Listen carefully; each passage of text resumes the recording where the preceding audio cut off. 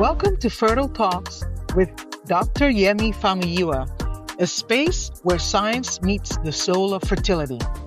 Today's episode is proudly sponsored by Montgomery Fertility Center, a unique concierge fertility practice in Rockville, Maryland. At Montgomery Fertility Center, we combine compassion with precision science to meet every individual's need. It is a place where you'll feel heard, supported, and truly cared for. If you're ready to begin your fertility journey or just need clarity on your next steps, give us a call at 301-946-6962 or visit us online at montgomeryfertilitycenter.com. And before we begin, I want to share something close to my heart. My upcoming book, The Quest for Fertility, coming spring of 2026. This is a must-read for anyone preparing for fertility, thinking about preserving it, or supporting someone on that path. What makes this book special is that it goes beyond the science. It's soulful, a story-driven exploration of real patients' journeys and how they found hope, healing, and strength through fertility challenges. If you'd like to join our Quest for Fertility support circle or get updates about the book's release, visit montgomeryfertilitycenter.com and send us an email. Now, let's dive into today's episode of Fertile Talks, where we'll explore the science, stories, and soul behind the journey to parenthood.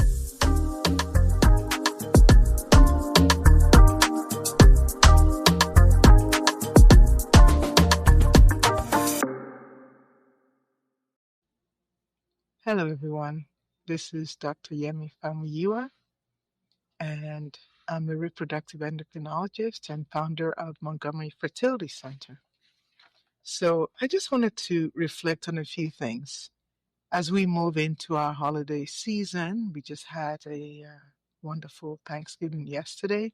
I hope everyone enjoyed it. The holiday season is a season of joy, of gathering, celebration. So I want to take this moment to speak to you about something deeply personal and important, and that's your fertility and your reproductive well-being. So the holidays are often a time when routines fall away, sometimes stress rises, and indulgences sometimes become the norm. And while you should absolutely enjoy this beautiful season, it's also a powerful opportunity to pause, regroup, and realign your health goals, especially if parenthood is on the horizon or you think fertility is something that you might care about down the road. Now, why do the holidays matter? The holiday seasons naturally encourages reflection on the year behind us and perhaps on the one ahead of us. And for many of my patients, this is when I think they should ask themselves, where am I on my fertility journey, right? What do I want for the next year? And what can I do now that will support my body for that journey? So it's not about pressure. This is not about pressure. It's more about awareness. It's about nurturing. It's about planting seeds, both literally and emotionally, for the future. And the science does support this, right? Everything we do, from what we eat to how we sleep to how we manage stress, sends signals to our reproductive hormones, right? To our ovaries, to our testes, and even to our future eggs and sperm. So one of the things that can hurt you, holiday habits that can hurt you, I'll name a few. Number one, excessive alcohol intake, right? So let's talk briefly about this. A drink or two of wine may be okay for most people, but excessive alcohol, especially binge drinking, has been shown repeatedly to disrupt ovulation. It also alters estrogen levels and can cause inflammation, which can also affect your egg quality. For men, alcohol may impair your sperm motility, so they can't move as well. Morphology, the shape is abnormal. That's the shape. And if it's abnormally shaped, it can't penetrate the egg well. And has been shown to increase what we call DNA fragmentation, meaning it shatters the DNA of the sperm. So that causes abnormalities in fertilization. So enjoy a glass of wine if you have to, but really avoid stacking drink after drink. And I think your eggs and your future embryos, your sperm, they'll thank you. Another issue is holiday stress. Stress hormones like cortisol, they compete with reproductive hormones. So during the holiday rush, family dynamics, end of year deadlines, these can all dysregulate the delicate signaling from your brain to your ovaries or testes. How does this work? If you are stressed, your body is saying, oh my gosh, there's danger on the horizon. This is not the time to reproduce. So it shuts down the reproductive pathway in favor of raising cortisol as a fight or flight, trying to protect and save your life. So this season, I encourage you to protect your peace, right? You don't owe anyone, you don't owe everyone your time or your energy. So if the conversation changes to politics during the family gatherings, get up and go get a cup of tea or something. Excuse yourself from the conversation. Protect your peace. Another thing is poor sleep routines. So when your sleep shifts, it shifts your hormones, right? Especially melatonin, cortisol, insulin.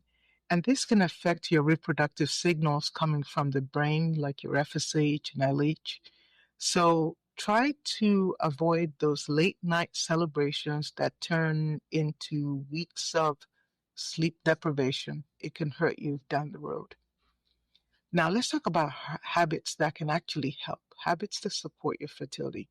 Number one, holiday foods that may actually nourish your fertility. So I want you to think vibrant whole foods, so certain holiday staples that actually help, such as leafy green vegetables. Um, these supply folate that's needed by both the egg and the sperm DNA. Think about your nuts and your seeds. They're very good for omega 3s, fatty acids that help with your hormonal balance.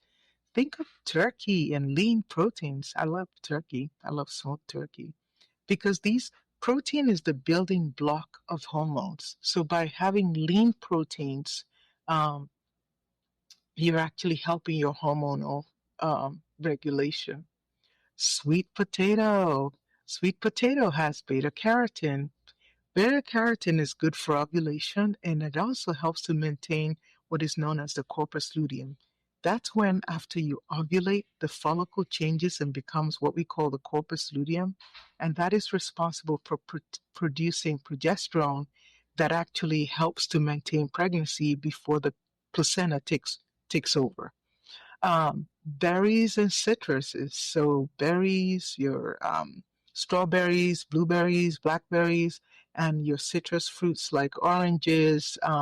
These are very good source of um, antioxidants that help to protect eggs and sperm, and also vitamin C. And don't forget, like your golden kiwis, those are really rich sources of vitamin C. So you don't have to skip dessert, but try to balance sugar with whole foods that nourish your body. Other things that can help your fertility is hydration, right? Just making sure you stay hydrated. I know the heat is on indoors and you're probably traveling, so you're not drinking as much. But hydration is critical for cervical mucus, for circulation, and overall hormonal regulation. Other things that are helpful for you is movement, right? Try to move around, shake around, stretch, if you will. You don't need to go to a holiday boot camp, but maybe go for a walk after meals, stretching is good for you. Dance with families, that improves insulin sensitivity. It improves your mood, and that is good for your reproductive hormone stability. Emotional and spiritual nourishment. Don't forget it. This is the season about connection. And I know sometimes some people are lonely. Reach out and try to be active in your community. The more you can have emotional, spiritual support, the more joyful, the more gratitude you display, the more laughter you enjoy, lowers your cortisol, lowers your fight or flight, and it improves your overall wellness, and it nourishes your spirit. So nourishing your spirit is really part of nourishing your fertility. Don't forget your spirit, right? So finally, let's come up with a plan, a fertility plan for the holidays. Here's my holiday plan for you. Enjoy the season, but don't abandon your health. Limit alcohol, prioritize sleep and rest, nourish your body with whole foods, and move your body a little bit each day. Just get out there, move, dance, go crazy on the dance floor. Protect your mental and emotional peace. Protect your peace. And then schedule a fertility consult or a check-in for the new year, right? You want to know what your AMH level is. You want to know what your semen analysis. I tell you what, as a fertility specialist, I want you to enjoy the season fully and enter the new year with clarity, with alignment, with confidence in your reproductive health. And if you have any questions, my team and I at Montgomery Fertility Center are here to help you and to support you. I wish you a joyful, restful, and a deeply nourishing holiday season. Thank you for taking the time to listen to me.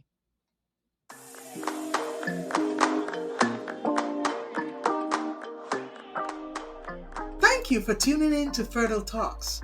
We hope today's episode has provided you with valuable insights and support for your fertility journey. Remember, you are not alone. Now, if you have any questions or topics you'd like us to cover, please simply leave us a comment. And please don't forget to like, share, and subscribe with a friend. Your ratings, your shares, and your reviews are greatly appreciated and is going to help us serve more of our listening audience. Thank you once again. This is Dr. Famuyiwa.